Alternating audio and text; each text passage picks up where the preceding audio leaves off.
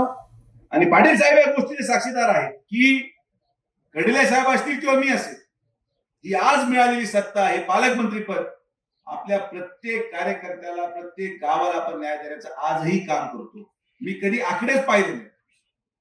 पाटील साहेबांनी सांगितलं, डॉक्टर साहेब हे पाहिजे, साहेबांना सांगू म्हणजे साहेब तुम्ही साहेबांपर्यंत जाऊच नका, तुम्ही मला सांगा, तुम्ही पाहिजे ते आपण गावाला.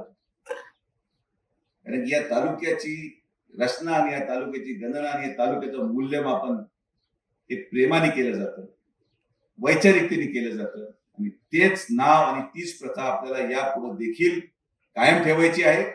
अक्षय एकदा 4 मेला आमदार झाल्यावर या मतदारसंघाच्या प्रत्येक कामाची जबाबदारी, रस्त्याची जबाबदारी, ट्रान्सफॉर्मरची जबाबदारी, पाण्याची जबाबदारी ही डॉक्टर सुजय विखे पाटलाची राहणार. हा शब्द मी तुम्हाला या कार्यक्रमाच्या निमित्ताने देतो.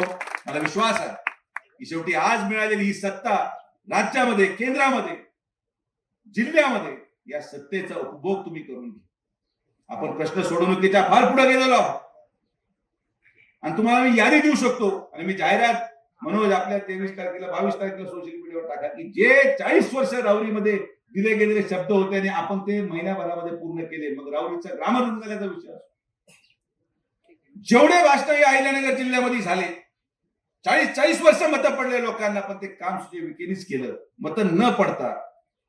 कारण की हा जिल्हा आपल्याला सुसंस्कृत ठेवायचा असेल, हा जिल्हा आपल्याला वैचारिक ठेवायचा असेल, तर कृपया करून भविष्यामध्ये देखील मी उभं राहू न राहू काही फरक पडत नाही. सुजय विखे खासदार राहिलाच पाहिजे असं काही नाही.